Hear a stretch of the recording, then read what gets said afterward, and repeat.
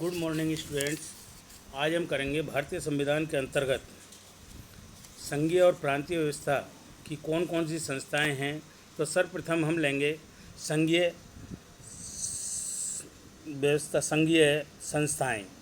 संघीय संस्थाओं के अंतर्गत कौन कौन सी संस्थाएं आती हैं, इसमें प्रमुख रूप से सबसे प्रथम आता है राष्ट्रपति। राष्ट्रपति जो कि संघीय कार्यपालिका का प्रमुख होता है। संविधान में राष्ट्रपति को कार्यकारिणी के पूर्ण अधिकार प्रदान किए गए हैं। सिद्धांत है तो राष्ट्रपति ही प्रमुख है, किंतु वास्तव में कार्यकारिणी का मुखिया प्रधानमंत्री होता है, जो मंत्रिमंडल का प्रमुख होता है। और मंत्रिमंडल संसद के प्रति जिम्मेदार है। राष्ट्रपति को की स्थिति ब्रिटिश के राजा के समान है। भारत में संसदीय प्रणाली ब्रिटिश प्रणाली से मिलती जुलती है। केवल अंतर इतना है कि जहां ब्रिटेन में राजा, परंपरागत राजा ही राष्ट्राध्यक्ष माना जाता है, वहीं भारत में यह निर्वाचित होता है। भारतीय संविधान राष्ट्रपति को भारी अधिकार प्रदान करता है, किंतु इसका उपयोग वह मंत्रिमंडल की सलाह के अनुसार ही कर सकता है। कुछ से कुछ आपातकालीन विशेषाधिकार भी प्राप्त हैं, जिनका उपयोग वह न्यूनतम रूप में ही करता है। भारतीय राष्ट्रपति की निम्नलिखित योग्यताएं होती हैं कि वह भारत का नागरिक हो, न्यूनतम आयु 35 वर्ष हो, लोकसभा के सदस्य के रूप में निर्वाचित होने की पात्रता रखता हो, अर्थात उसका नाम किसी भी निर्वाचन मंडल के मतदाता के रूप में पंजीकृत हो, केंद्र सरकार और किसी भी राज्य सरकार के अंतर्गत लाभ का पद धारण किए हुए न हो। राष्ट्रपति का निर्वाचन अप्रत्यक्ष निर्वाचन प्रणाली से होता है, यानी सीधे जनता के द्वारा राष्ट्रपति को नहीं चुना जाता है, बल्कि निर्वाचित जनप्रतिनिधियों द्वारा उसका चुनाव किया जाता है। राष्ट्रपति का कार्यकाल 5 वर्ष का होता है। 5 वर्ष तक वह अपने इस पद पर बना रहता है। उसे इस पद के लिए अनेक बार चुना जा सकता है। इसके विपरीत अमेरिका के संविधान के अंतर्गत एक व्यक्ति 2 बार से अधिक राष्ट्रपति के पद पर नहीं रह सकता। राष्ट्रपति अपनी अवधि पूरी होने से पहले त्यागपत्र दे सकता है। राष्ट्रपति को प्रधानमंत्री व उसके मंत्रिमंडल को स्वीकृति प्रदान करने का अधिकार है। राज्यों में राज्यपालों की नियुक्ति, उच्चतम न्यायालयों में उच्च न्यायालयों के मुख्य न्यायाधीश व न्यायाधीशों की नियुक्ति, राजदूतों की नियुक्ति, अटॉर्नी जनरल, भारत के कंट्रोलर एवं ऑडिटर जनरल इत्यादि की नियुक्ति करता है। राष्ट्रपति सशस्त्र सेनाओं का सर्वोच्च सेनापति होता है। वह तीनों सेना प्रमुखों की नियुक्ति करता है। उसे युद्ध घोषित तथा शांति स्थापित करने का अधिकार प्राप्त है। राष्ट्राध्यक्ष होने के नाते राष्ट्रपति अन्य देशों के लिए भारतीय राजदूतों और कूटनीतिक प्रतिनिधियों की नियुक्ति करता है। विदेशों राजदूतों एवं अन्य प्रतिनिधियों का स्वागत करता है। विदेशों से संधियां व अंतर्राष्ट्रीय समझौते इत्यादि राष्ट्रपति के नाम से ही किए जाते हैं। इसके अतिरिक्त राष्ट्रपति को क्षमादान करने की शक्ति प्राप्त है।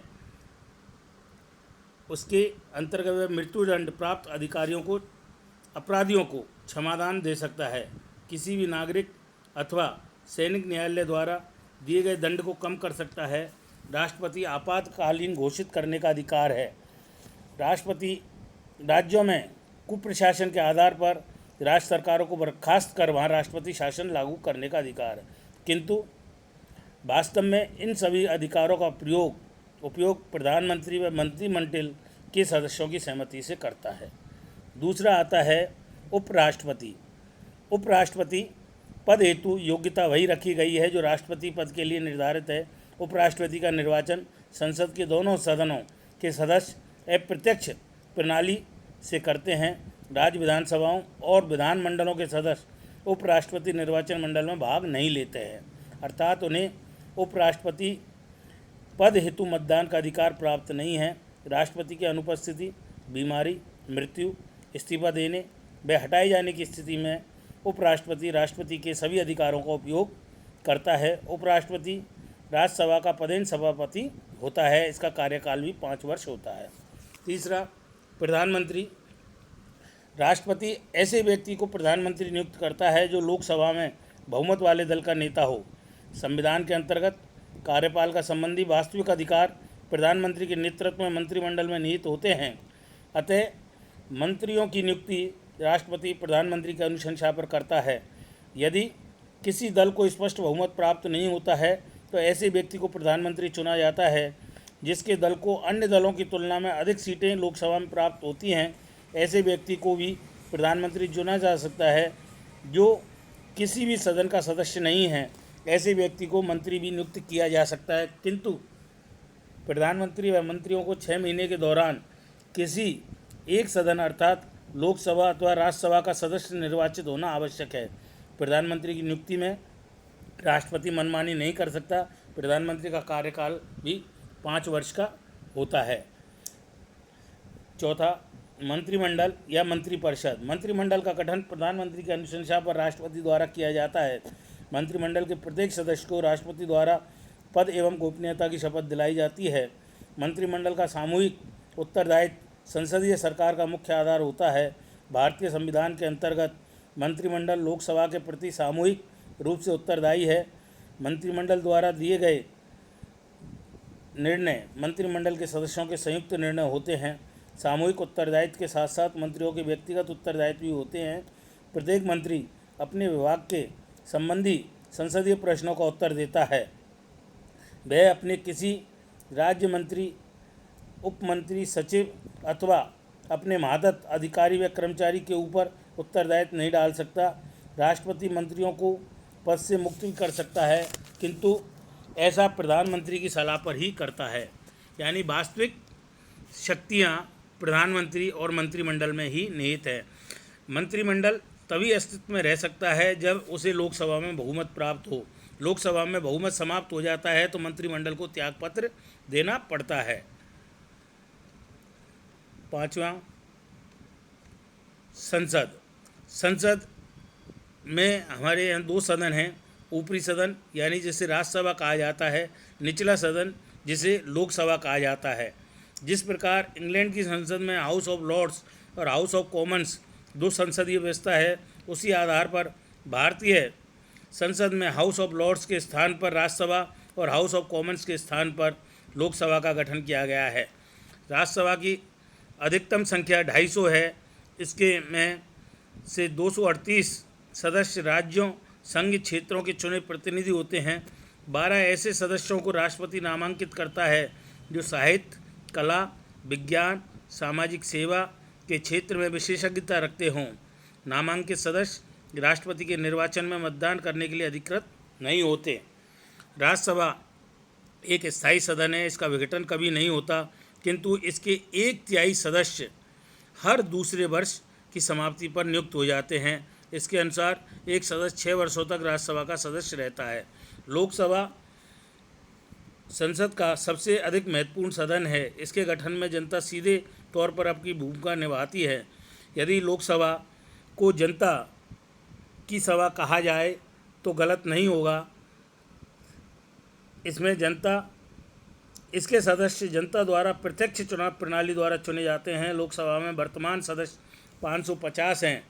इनमें से 530 सदस्य राज्यों के मतदाताओं द्वारा निर्वाचित होते हैं तथा 20 सदस्य केंद्र शासित प्रदेशों से चुनकर आते हैं।